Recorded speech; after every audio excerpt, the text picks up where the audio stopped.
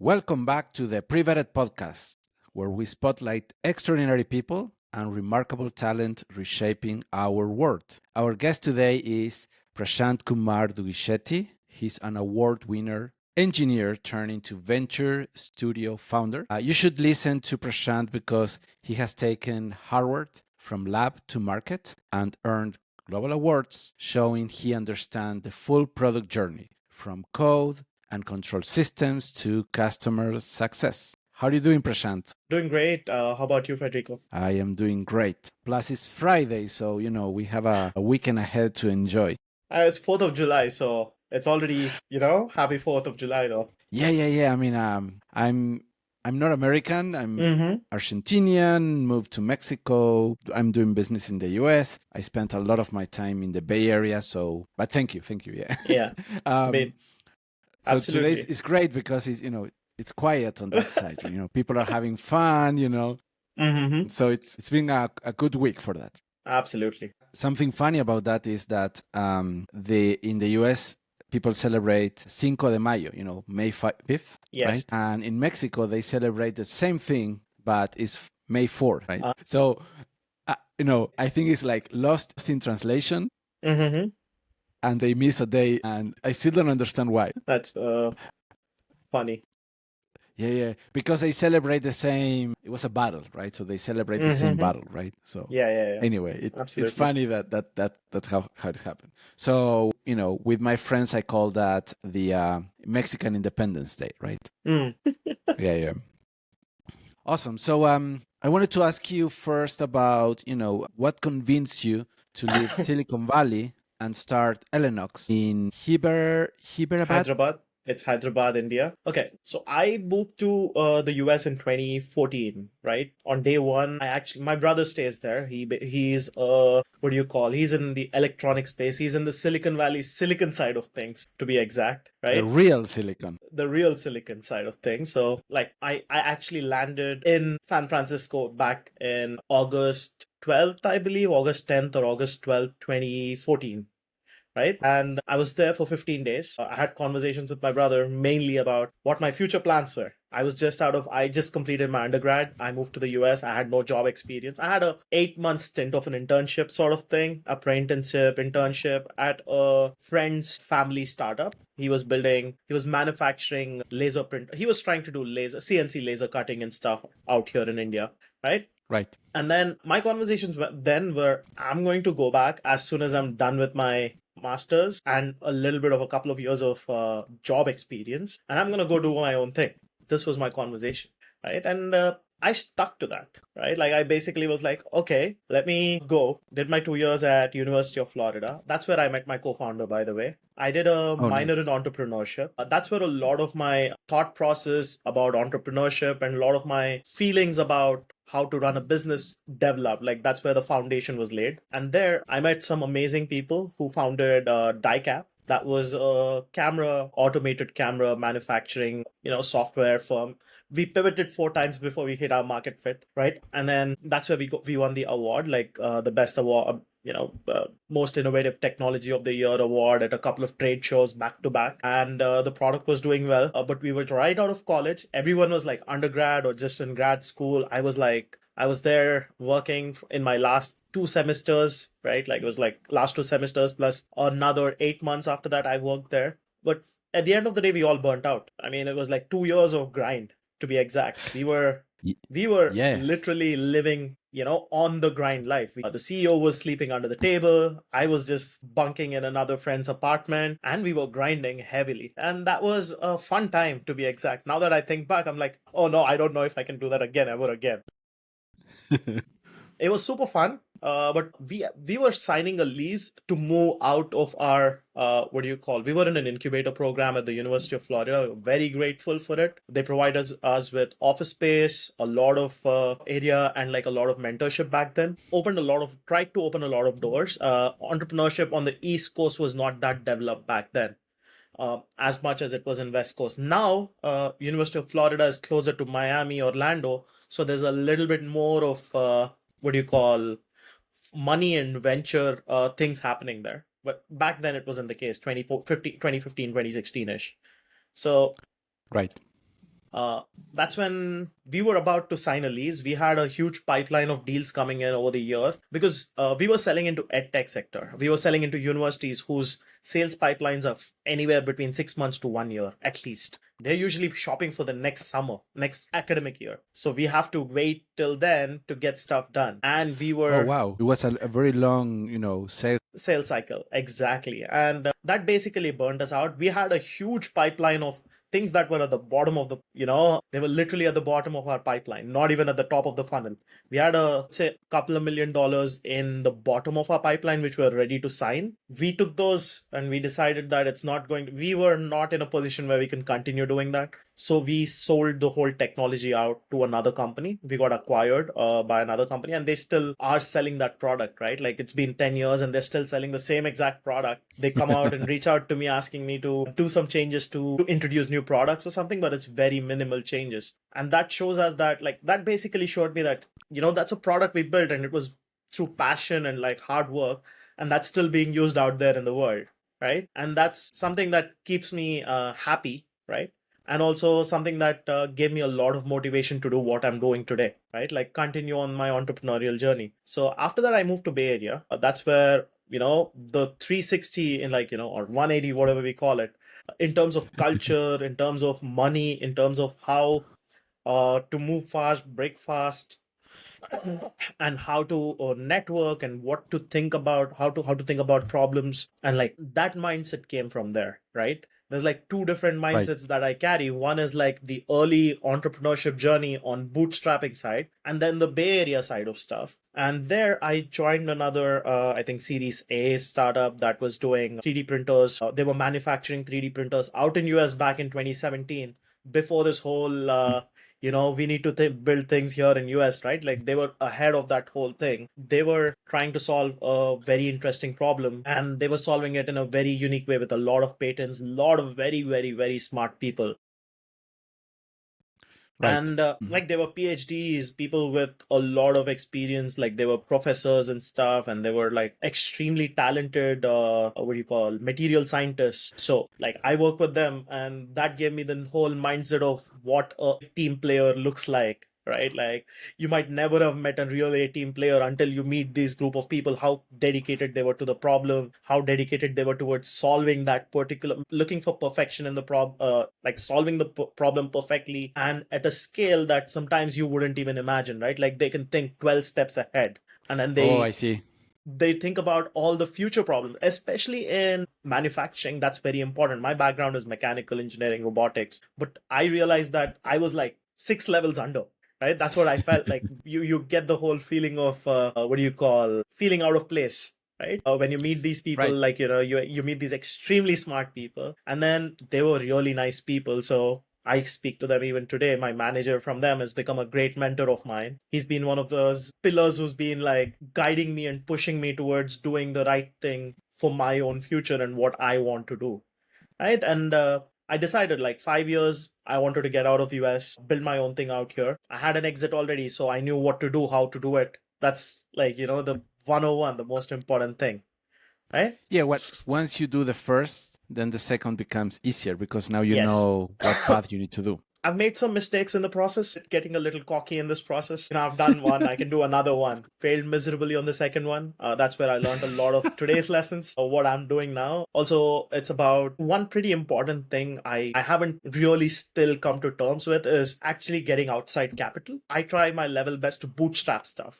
This is mainly because I've learned it from my first startup, right? The moment you start getting money from other places, now you're beholden to someone else. You need to make sure that your vision is aligned with the investor's vision, not your vision for the product or not your vision for the people that are going to use this product, right? Your vision should be aligned to making money first rather than solving the problem in the most optimal or what you think is the right way. And that's been one of Right. the most important lessons for me. And that's what I've been trying my level best to build this whole venture studio model around. So those were major things I learned, and I'm building this venture studio around that basic model. Back in 2022, end of 2022, we started this. My co-founder, Ankur, another person who's had a couple of exits and he moved back to India too. We decided that it's right time to build something that's going to be mainly for hackers and bootstrappers and people who want to build it without having to take a lot of outside capital, who can make revenue out of their own ideas. And that's what matters the most to our venture studio. Right.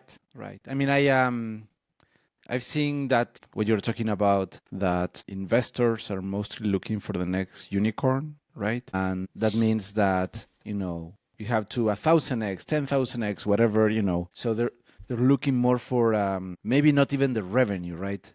Because as a founder, you look for solving a problem, right? And then you're saying, oh, I want to solve a problem, but it also has to be sustainable, right? So the revenue becomes a part of it, but it's it's a mean to an end, right? Yes. Because you're trying to solve the problem, right? If you do it for free, then you cannot scale, right? So if you're losing money, then you cannot scale. So it has to be sustainable. That doesn't mean Absolutely. That means making some money, but not necessarily killing, So but usually the investors that that I talked, they are looking for the unicorns, right? And that means you have to scale this as fast as possible. And that Absolutely. means you don't have enough time to experiment and test. And that leads to the founder to be burnt out. The investor can do 10, 20, 50, whatever number it is of startups like this, right? And then if you take into consideration, and then you have each founder of these companies investing 5-10 years in the startup, and then if they count how much money they make in that period of time, they make below the minimum minimum market hour. Yeah. And they wasted time, they wasted effort. So the investor knows that, well, if I have 50 companies that fail but one unicorn, then I can make it up for all of the others, right? Absolutely. So and I think that becomes an issue. Yeah, and that's something I've seen a lot, right? Like a lot of founders think that investors are there to help them, or at least secure their capital, or at least open doors and do a different or make a difference to the world. Most of the times, investors are there just for returns. They have their LPs that they have to take care of, right? At the end of the day, that's what they work around. Right. Yeah. I mean, I also met investors that don't think like that. They are more interested on supporting the founders, right? But most are as we're describing them.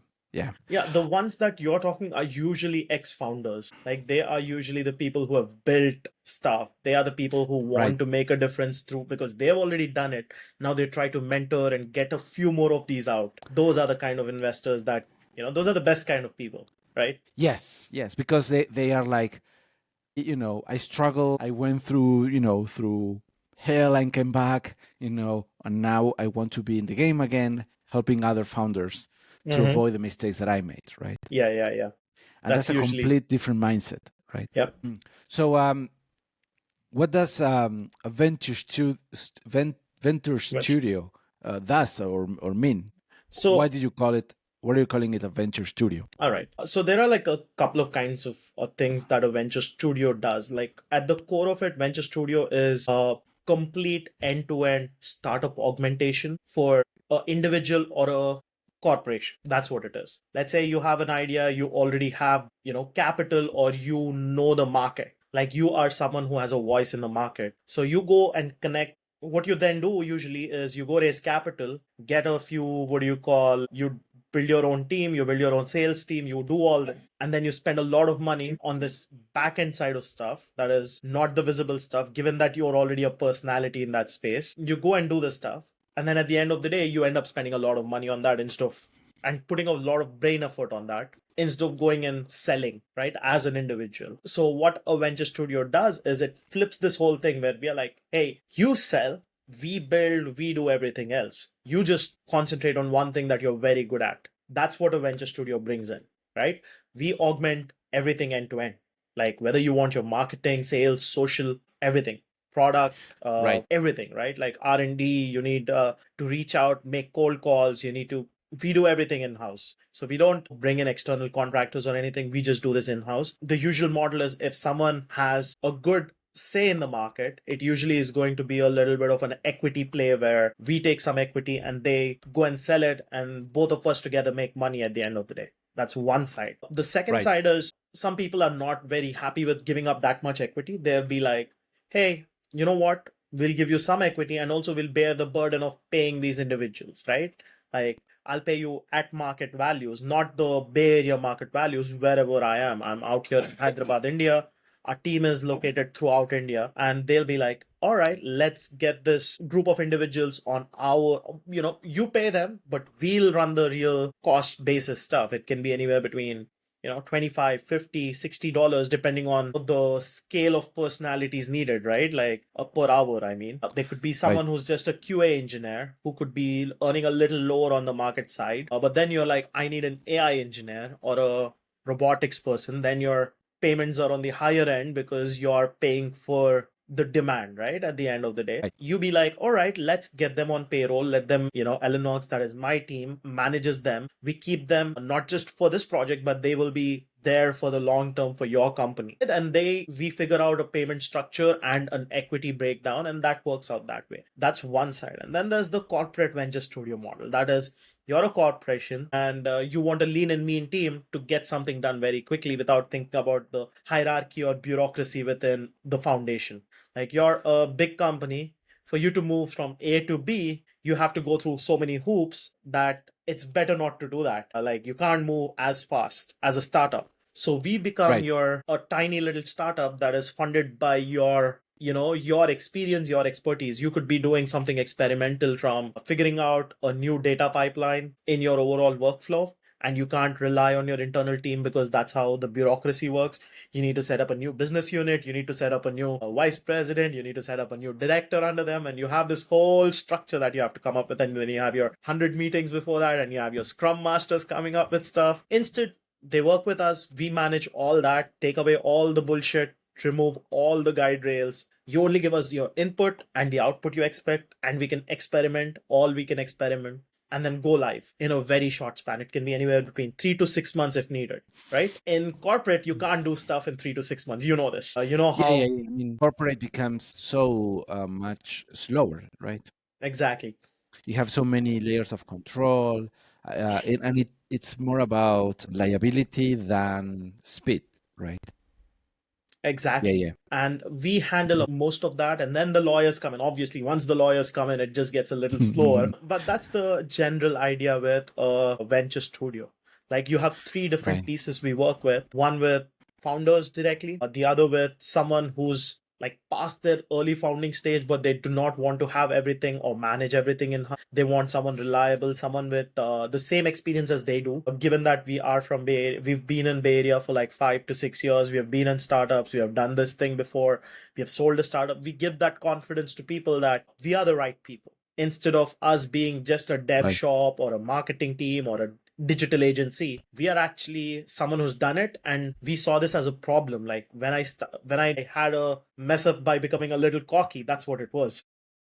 I believed I could do everything. I believed, the world is at my fingertips now. It was a fintech startup which we were trying to do, and a lot of staff burn through happened early on because of me thinking wrongly about how it can be done at that point, right? Like, and that's what, we had a few CTO level people that were working, but then they were all part-time. They didn't want to commit. That happens heavily because at that stage, you're still pre-market, pre-revenue, pre-product. You're at a stage where either someone needs to commit or walk away. And most of the times they were trying their level best to commit, but then they had their own work. They didn't want to moonlight fully. They were just doing it on the weekends. It was like a very big mess that I just wanted to move away from, right? The overall timelines were getting extended, and I realized that's something a lot of people experience too.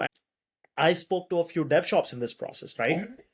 Because I was like, I'm a developer, but I still wanted to run different pieces of the business, not just developing stuff. I needed to sell. That's the most important thing. Me and my co-founder, our main goal was, I oversee the technology and sell 60% of the times. 40% I oversee technology. He sells 80% of the time. 20% he's doing marketing, or what do you call the overall, what we call, like, other duties, right? Like other office affairs. So that's what we wanted to spend our time in. But because of this constant churn of people who were not ready to commit, obviously you're an early stage startup, you didn't raise capital, so you still have to, people need to be passionate about it. And During COVID, it was hard to go out and meet people and get this passion thing going on. And that's when I realized that when I spoke to these dev shops and stuff, they were there just to build whatever they want, what you tell them to, not think about the product, give us feedback, talk to us about how not to build stuff. They were there just to throw out some code at me and be like, hey, this is it,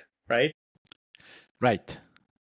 They didn't Yeah, I mean, have skin in the game. Yes, I understand that. Yeah, my experience with startups has been that they expect the developer to do more than the role. So they expect the developer to be a product owner, the project manager, the developer QA, and designer, right? All of on it together, right? So Yeah. what eventually being able to do is to work with the developer team to understand the why are they building this, because building stuff without understanding the like the chain of whys, right? Mm-hmm. And what is the impact to the user, right? Yep. The way I explain it is in spite of the product owner, because the product owner is telling you something, so he's relaying the message that they collected from the users, right? Mm-hmm. But we need to understand what is the value for the user, right? So work towards Absolutely. that, right? So that was a game changer for me with the development team, because then they are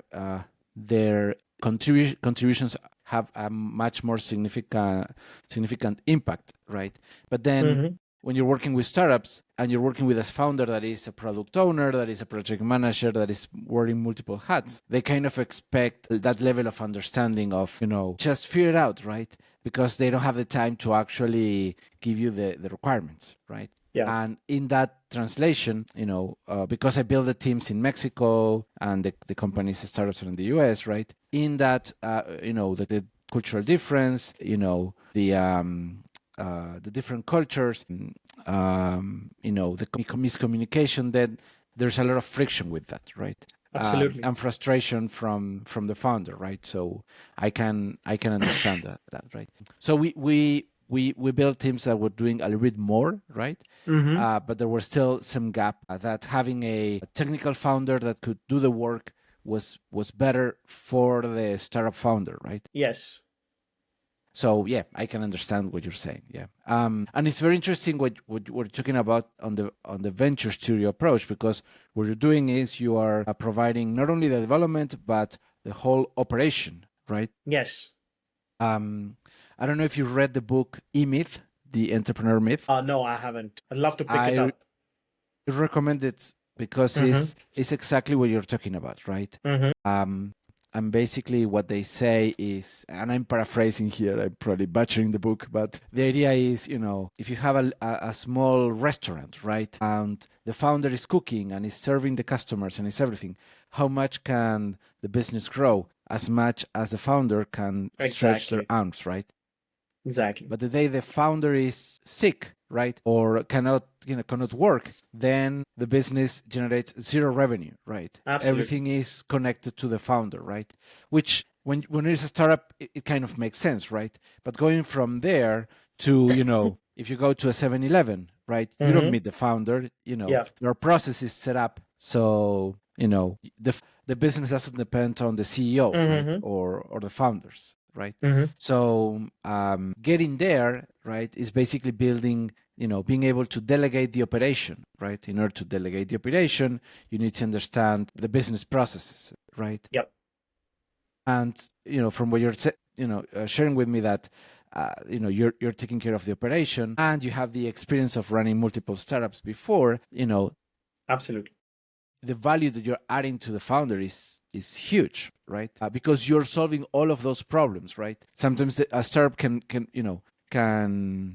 get dead on the water because the operation gets stuck for whatever reason, right? And mostly it's immaturity on the founder, right, or lack of experience of running a business, right? Yes. Yeah, and that's kind of what the book is about, right? Explain the Absolutely. founder that, if you're working on the company, then you have a job, right? If the company stops billing when you don't work, then you have a job, right? A glorified job through a corporation, whatever, but you still have a job, right? Yeah. It's So basically yeah, that.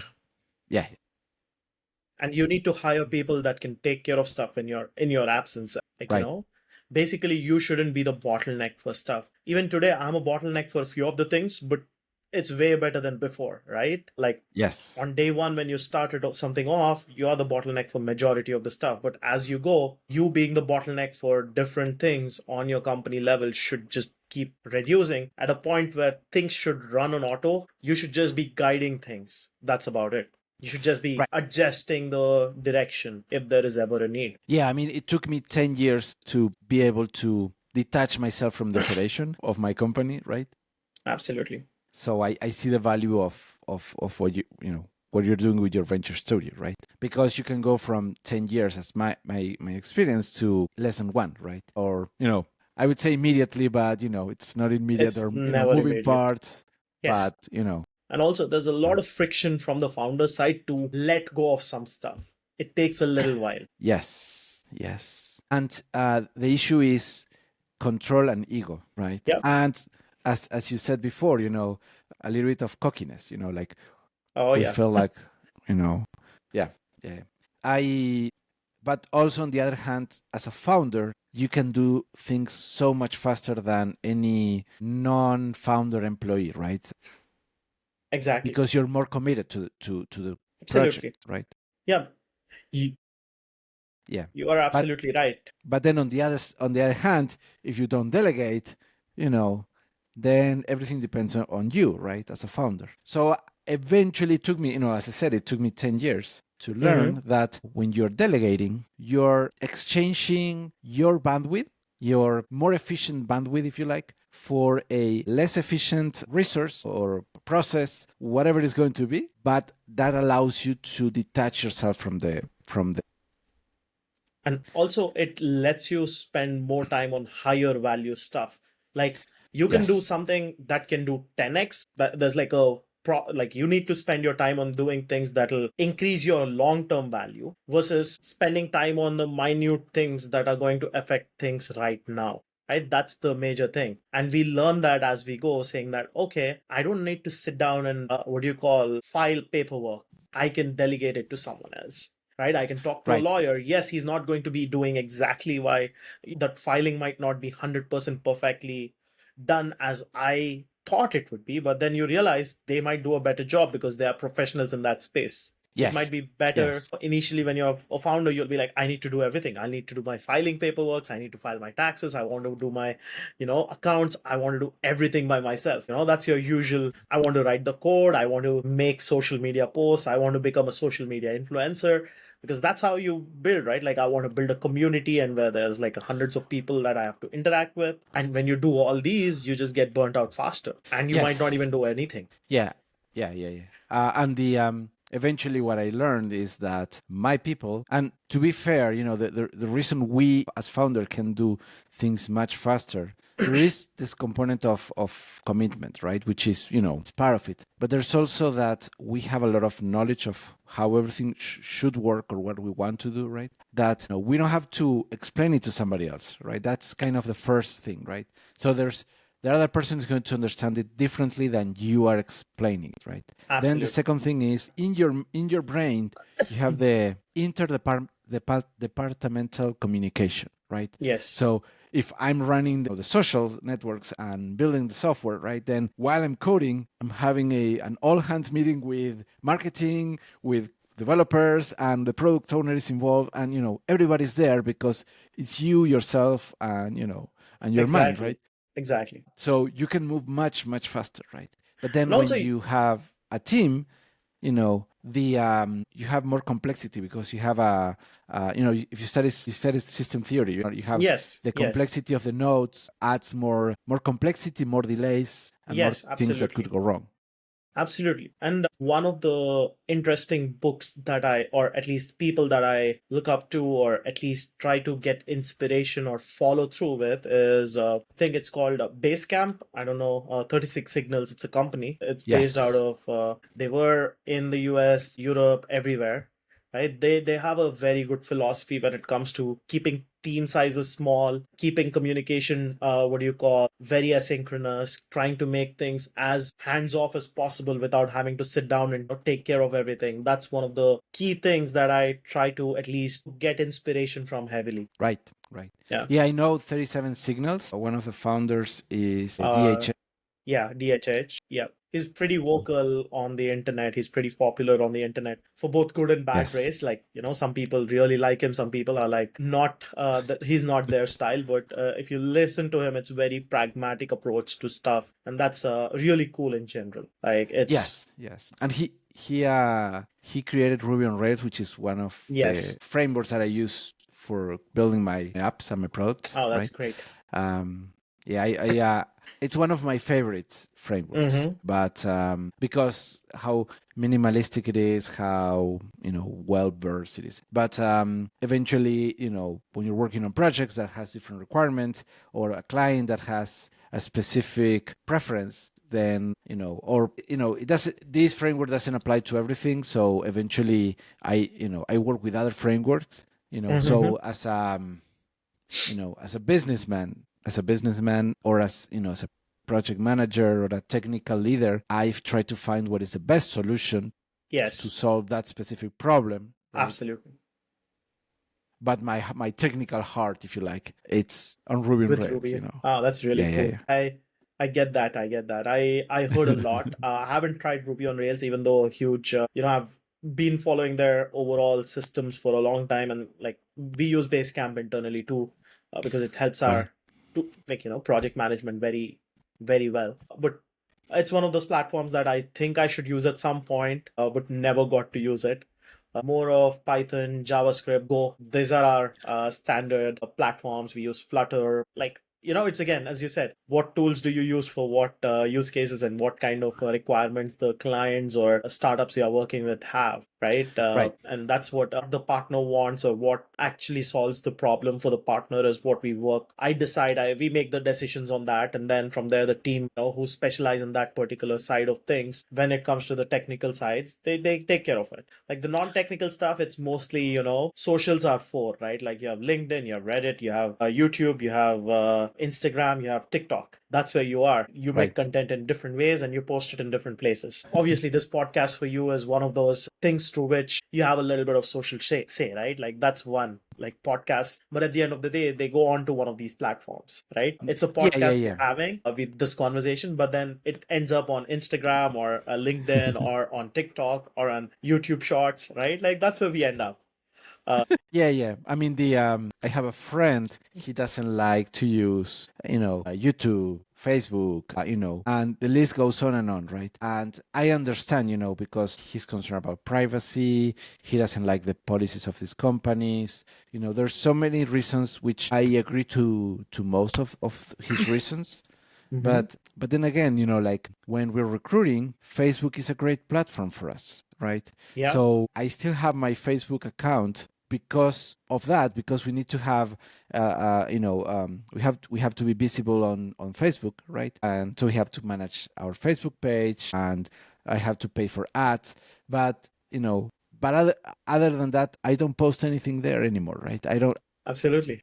I would prefer to delete that account, right? Yeah, But but I still have that need, so it's more that these platforms has taken over our lives. These right. platforms have taken over our lives, and I have this feeling too. I have been a high privacy advocate forever. Basically, block a lot of stuff, uninstall stuff. I was not on social media for like almost from 2014 until 2023. I had to get back Right. onto Twitter. I had to get back onto Instagram. I had to get back on LinkedIn. Why? Because my business needs visibility and I need to be there. I've only been on Yes. Reddit heavily. I've been an old internet user. I've been on the internet since like, again, I'm in my 30s now. So I've been on the internet since I was like when I was in third grade. Like in India, that's a very old internet user technically. I've been on the internet since I was a kid. Not so for, let's say, United States or other places where internet started and there was like a lot of popularity. Right. I've been on the internet since 2000, 2001, like, we had a tiny little dial-up modem back then. Been there, right? Like I had my own computer. I've seen floppy disks, I've seen CDs. Obviously, I didn't see anything before that, but yes. Right. Right. I was going to ask you something, but go ahead. No, go ahead, please. Yeah. I mean, my first startup was in the 2000s, right? I'm in my Oh, I 40s, yeah, right? So I'm a yeah, little bit older than you, right? So I done the same thing. I learned to type before to write because of a unique, situation. My dad was working at IBM, so we had access to I had access to keyboards, right? That's really cool. Which was very unusual for people at my age, right? That's why my writing is horrible, right? I had to do a conscious effort to improve it, right? But anyway, and I've been through the same thing, right? But what I notice is that in those 2000s in Argentina, the technology gap, and that's kind of where I'm going with the question, right? Is it was much bigger, and then throughout the years has been getting smaller and smaller, right? Yes.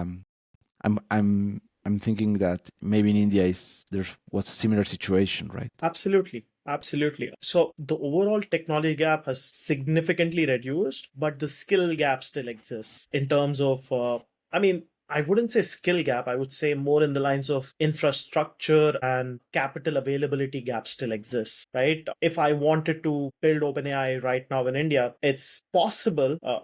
You will see if you go and open OpenAI's team, you will see a few, maybe 20% Indians, right? 20% of the team might be from Indian background. You go look at Facebook's, Meta's AI team, look at any of these teams, you'll find a group of Indians who have been working on this. You'll find a lot of Asian, Chinese, Taiwanese, and then Indian. You're going to see a mix of these people. You'll see different European nationals. You'll have a lot of South American. A lot of talent from around the world has just migrated there, if you think about it. Especially when it comes to, I wouldn't call it's the talent, but I would rather say people who've used resources to develop their skills have migrated there. Yes. But I think of that as the I used to say the Pelé effect or the Maradona effect, but that shows that I'm getting older, right? Now it's the Messi effect, right? I mean, Messi is retired too, right? Like now you're out of yes. He's no longer Messi. It's no longer Messi. I'm getting older, right? But what I'm trying to say is that you see this, this one rock star, right? This one, amazing football player, engineer, right? But for that one guy, there is so many people that didn't make it or was not left behind, but they couldn't make the cut, right? And that ratio, if you compare it to the, to engineers in the US, that ratio is smaller, right? You have more, successful engineers per 100, per 1,000, whatever, right? Compared to Latin America or China or Asia or India, right? That's how what happens is when I recruit in Latin America, that's where most of my experience is. Signal noise ratio is much higher. High. Yeah. And when I recruit in the US, I find better candidates overall, right? So I have to screen better to find good talent. Yep. One thing I've noticed here is mainly because of lack of resources. It's not that these people didn't want to try. It's more like they didn't have guidance or what I call as resources to get where they are. There are scenarios in India where people complete their bachelor's in computer science, but they do not own a computer or a laptop. Now think of that in your mind, right? Like, how do you complete your bachelor's or your bachelor's degree in computer science engineering and not on a laptop or a computer? How do you get out of that? Right. I mean, and that's insane. When some schools, when I grew up, had boxes instead of computers, right? Because in the teacher's mind, the box, the physical hardware was the thing, right? Yes. They would teach them to type in a drawn keyboard, right? And that worked to learn the mechanics, but that doesn't tell you about the depth of programming. Yeah. You can learn about the theory of programming without a computer, right? Because there's ways to do that, right? Because yes, used to be the case where access to a physical computer was very limited, right? With IBM central computers in the 80s. Yes. Yeah. So they kind of developed that in the US, but as you said, that knowledge never came through other countries, right? The people who did that back then were extremely passionate about doing just that thing. But right now, it's not that at all, right? Like right now, it's more in the lines of there's money visible. There's like these FANG jobs that show that they're making hundreds of thousands of dollars a year a few times $1 million a year, and they want to get those. And that's why they've joined computer science rather than someone who was just into the theory of computer science. They were mathematicians, they were scientists who like, or kids who were very passionate about doing certain stuff. And that's how you get companies like IBM, or you have Microsoft. Like, how did Bill Gates do what he did, or Steve Jobs do what he did, right? Like, they were passionate about that stuff, and that's how they came out rather than the theory of it. Also, they learned the theory and all these stuff, but that was because they were extremely passionate. These people are, I mean, they're not shown that vision, they're not shown that direction. The whole notion of you can be something more than just a programming person for a FANG job is not in their heads. They don't have people guiding them in that way. Right, right. And what you were talking about before is what I think is lack of vision and knowledge, right? Yeah. It's not that these people they don't have the skills, right? Well, they don't have the skills, but it's not that they can't lack. develop them. Yeah, It's yeah, that they yeah, can't develop them. It's just that they've not been given an opportunity to develop them. Yes, yes. How can I know that I have to learn about, Python or Ruby or whatever language, and if I don't even know that they exist? Or what opens up once you learn those? How can you do Right. new stuff? How do you develop new stuff? You don't even know that, right? And that's the major thing. Like, when you spoke about this noise to what do you call quality ratio, there's a lot of noise. I Right. call this, like, we've developed a small tool internally, right? Like, we've developed something called as Hire.blue. It's a simple plugin to bigger ATSs that lets you parse through resumes, also gets you access to a few AI generated questions based on your job requirements. It's going to be a 3 or 4 minute form.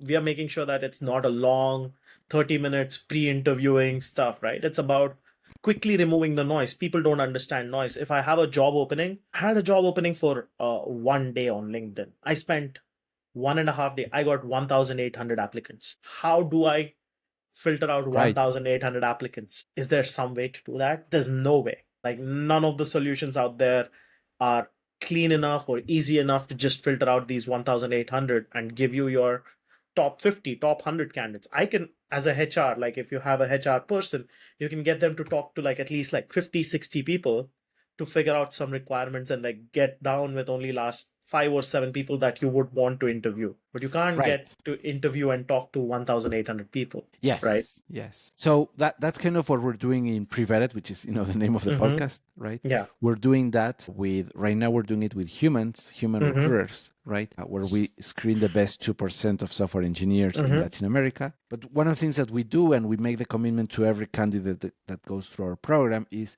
we give them feedback on, we're talking about lack of vision. So we give them feedback on what are the things that they need to learn in order to become the best 2%, right?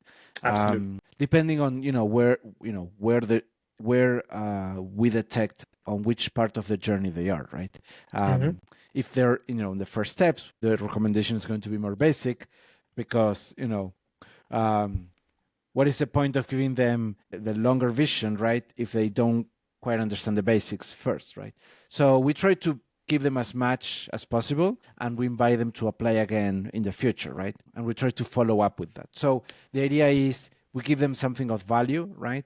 So they have better opportunities with us or other companies, right? And that has been very, a very good thing, because we help these people because we cannot lower the bar saying, well, this is what is required, right? But because we find so many candidates that don't fit, we want to lower the bar. We cannot lower the bar, but we can give them the tools to increase their knowledge to get to that level, right? Absolutely. I think that actually is something that makes a lot of sense. You've actually given me an idea during this thing, which could be a very, very good overall process improvement for our hiring methodology, or also to the product that we've built, right? As a feedback solution at the end of your resume, when we reject or when you do not cross through your exam, like, the initial pre-candidate screening system, we need to give them some feedback, and in a very positive, valuable way, right? Like, that's Yes. pretty critical. That's actually amazing. That's like something I should be looking into implementing next, I guess. Yeah, I think it's good because we're helping the people, right? I mean, we're helping them to get there, right? Yeah, I don't think it's the best solution, because I find that there's so many things to improve on that, right? Yeah. But I think it's better than what I've seen on other hiring processes where you get zero responses, right? No, just a rejection email. Yeah, sometimes you get a rejection email and that's Sometimes it, you right? don't. Yeah. Yeah, and what I've seen on candidates is they understand silence as rejection, right? Yes. Which At is, this point. I mean, as candidate, that's a very demeaning thing, right? It's like, Yeah. well, I haven't heard back, so I'm assuming you don't, you're not interested. Absolutely.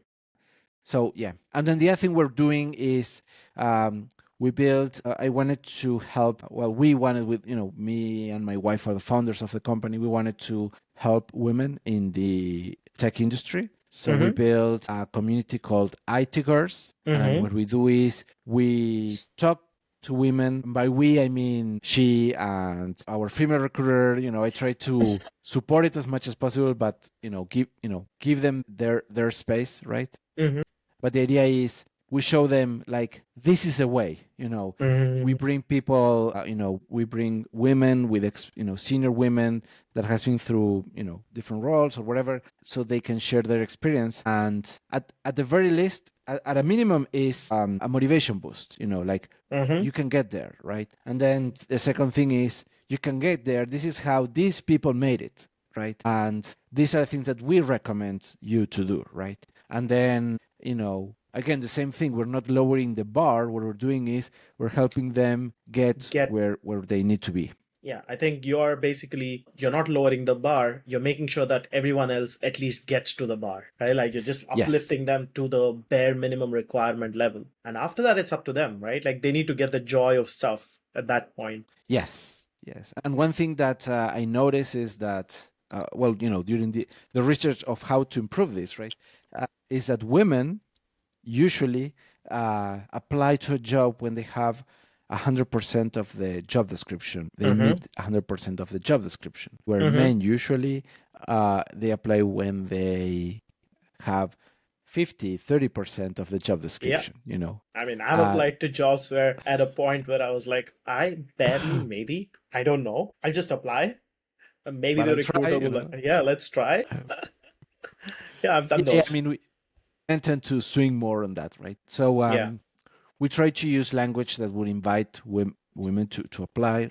But then eventually I realized we need to change this approach, right? That's how we started IT Girls, because it's like you can be there, you can apply to this job, right? Even if you don't have 100%, right? And that's like when you hear the success stories of these women that go through our community and participate, and I think that's great, right? That's kind of what we're hoping for, right? To give them that boost of confidence to apply, to improve, and then eventually get another job or whatever. Yeah, that's kind of what we're doing. Absolutely, that's really cool. Yes. Giving back to the community through different things is very important, not just for business, but also if everyone is good, that's when your business is good. I believe in that too. Right. And that's really awesome of you, Federico. And I mean, I'm really happy on this podcast too. If you think about it, I think this is a great initiative from your side to get this, and it really helps getting voices out. Yes, and having meaningful conversations, because when like the attention span has been greatly reduced throughout the years, right, for everybody, right? So having this long format conversation allow us to actually develop interesting ideas and insights. So yeah, and as you mentioned, now you have you're leaving this meeting with a new idea, which I think is great. Absolutely. And again, let me know if there's anything I can help with, Federico. Like you've spoken to me, you've asked me a lot of questions. Now it's my turn to ask you, how can I help you, Federico, at the end of this, right? I've had a wonderful time talking to you. Now, the next thing is, how can I help you? Great. I'm glad to hear that you're having a great time. Yeah, I mean, for me, mostly what I'm trying to achieve with this is to build these relationships, right? And that's kind of that's my goal, right? Yeah, absolutely. Yeah, and go from there, help each other throughout through our journeys, right? So So yeah, right now I don't have anything that I need help, right, or that I can think of, right? But I would love to stay connected, and Oh, absolutely. I'd love to do more of these. I'm more than happy to do more of these. We can, I mean, it doesn't need to be a podcast. We can just get on a call and talk. I'm really enjoyed talking to you. Great, yeah, sounds lovely, yeah, and I'm looking forward to talk again, whether Absolutely. on the podcast or on a call, for sure. Absolutely, Federico. Thank you so Awesome. much. Thank you very much for being on the podcast. Thank you so much, Federico, for having me here. Have a good day.